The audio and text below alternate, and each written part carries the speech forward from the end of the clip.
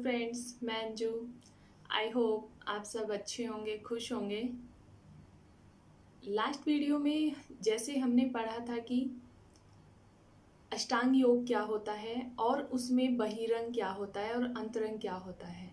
जैसे अष्टांग योग के 5 अंगों को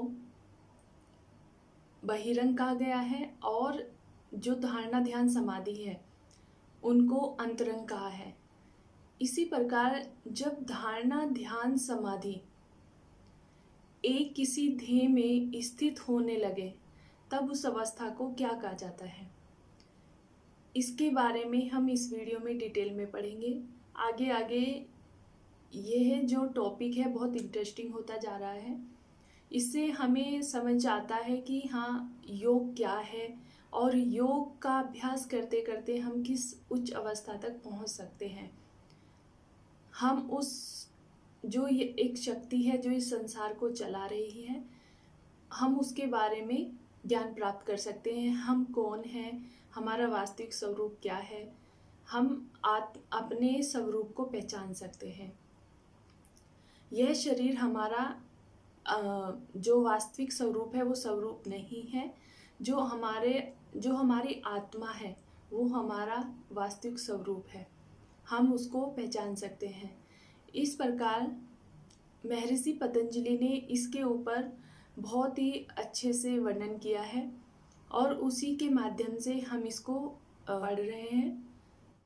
पातंजलि योग सूत्र में महर्षि पतंजलि कहते हैं, त्रियमेकेत्र संयम है, अर्थात धारणा ध्यान समाधि इन तीनों का किसी एक ध्येय वस्तु में एक होना ही, स्थित होना ही संयम है।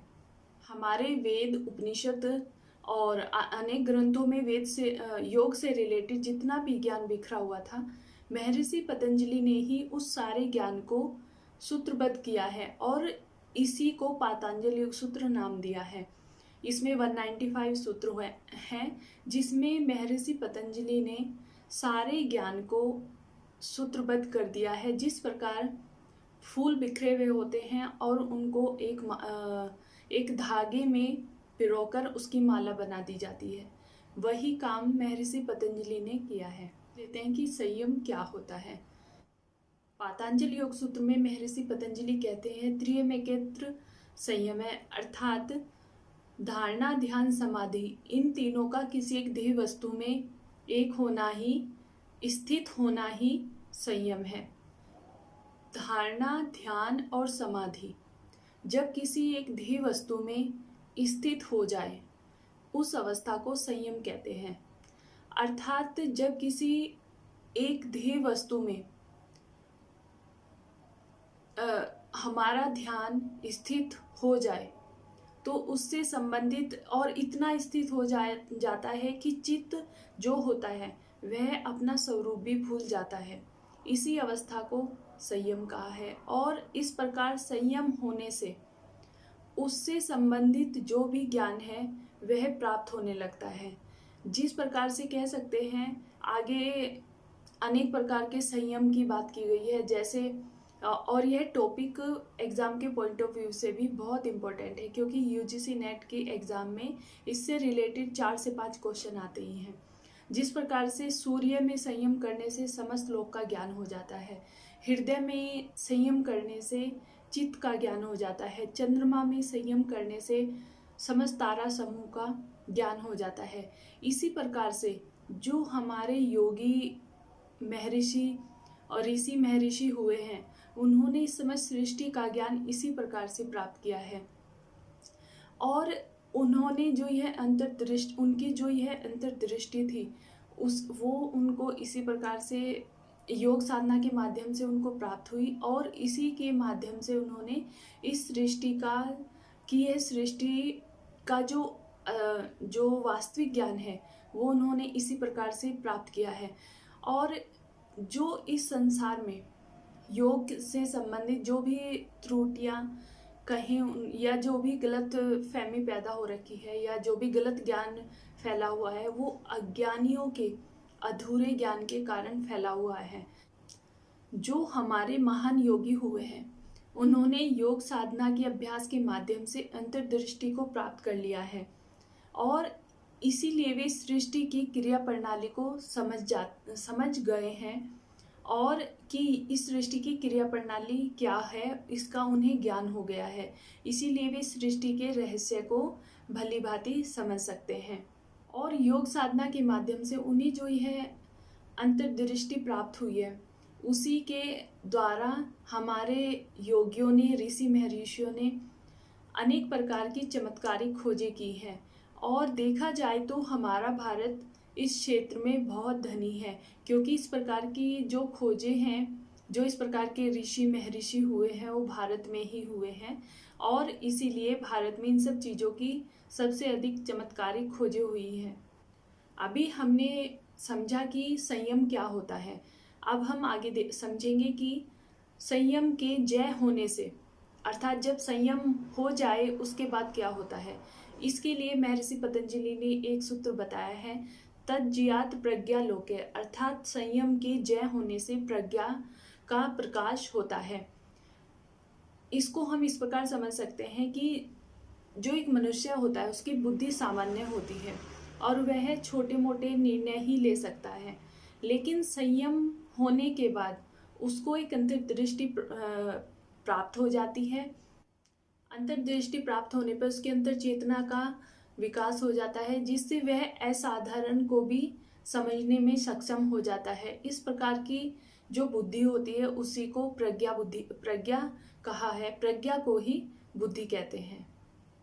जो यह विशेष बुद्धि है जिसे प्रज्ञा कहा है, योगी इस बुद्धि के द्वारा ही अलौकिक कार्य कर सकता है। जैसे जैसे जो हमारे वेद हैं, उपनिषद, पुराण, जो इस प्रकार के ग्रंथ हैं, वो सब इसी प्रकार की बुद्धि का परिणाम है। इसीलिए इन सब वेद पुराणों को अपौरुषीय कहा है, क्योंकि ये लिखे नहीं गए हैं। लिखे से मतलब व्यक्ति के द्वारा नहीं लिखे गए हैं। ये जो हमारे योगी साधक हुए हैं उन्हें योग साधना के माध्यम से अंतर्दृष्टि प्राप्त हुई और उसी के द्वारा उन्हें जो ज्ञान प्राप्त हुआ उसी को उन्होंने लिपिबद्ध किया। जो हमारे ग्रंथ हैं वो इसी प्रकार से अलौकिक ज्ञान के माध्यम से ही लिखे गए हैं, जिसे जो साधारण बुद्धि वाले व्यक्ति हैं वो नहीं समझ सकते हैं और ना ही वो ठीक प्रकार से इसकी व्याख्या कर सकते हैं। इस प्रकार देखा जाए तो यह मनुष्य की बुद्धि का सर्वोत्तम विकास है। अभी हमने देखा कि संयम करने से किस प्रकार से साधक को प्रज्ञा प्राप्त होती है। संयम के विषय में महर्षि पतंजलि ने एक और सूत्र कहा है, तस्य भूमिषु विनियोगे, अर्थात संयम होने पर साधक को इसका प्रयोग स्थूल, सूक्ष्मेतर इन विभिन्न समाधि भूमियों में कर्म से इसका प्रयोग करना चाहिए, ऐसा महर्षि पतंजलि ने कहा है। महर्षि पतंजलि कहते हैं कि जब साधक को संयम सिद्ध हो जाए, अर्थात जब साधक का संयम हो जाए, तब उसको उसका प्रयोग सबसे पहले स्थूल विषयों में करना चाहिए, उसके बाद सूक्ष्म विषयों में करना चाहिए और उसके बाद सूक्ष्मेतर विषयों में इसका प्रयोग करना चाहिए, ऐसा महर्षि पतंजलि पातंजलि योग सूत्र में कहते हैं।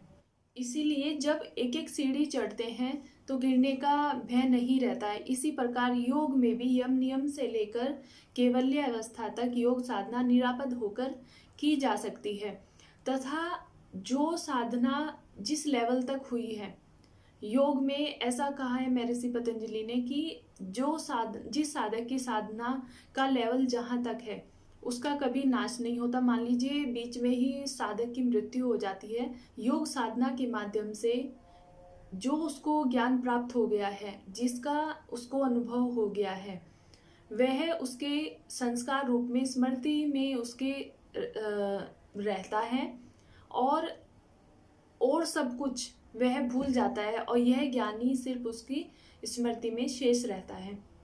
इस प्रकार आज हमने संयम के विषय में पढ़ा कि संयम क्या होता है, किस प्रकार से इसको आगे बढ़ाया जाए और संयम करने से किस प्रकार से साधक को प्रज्ञा की प्राप्ति होती है और महर्षि पतंजलि ने किस प्रकार से इसके लेवल को बढ़ाने के लिए आगे कहा है। आई होप आपको यह टॉपिक क्लियर हो गया होगा और इससे रिलेटेड आपका कोई भी क्वेश्चन हो तो आप मुझे कमेंट सेक्शन में भेज सकते हैं। और अगर आपको यह वीडियो पसंद आई हो तो चैनल को प्लीज़ लाइक करें, सब्सक्राइब करें।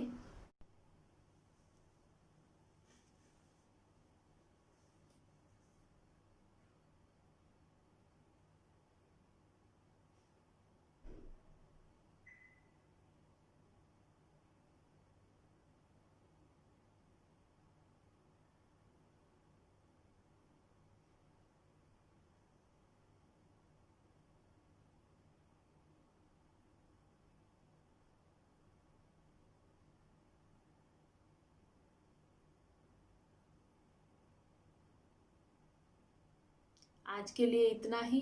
मिलते हैं नए टॉपिक के साथ नए वीडियो में।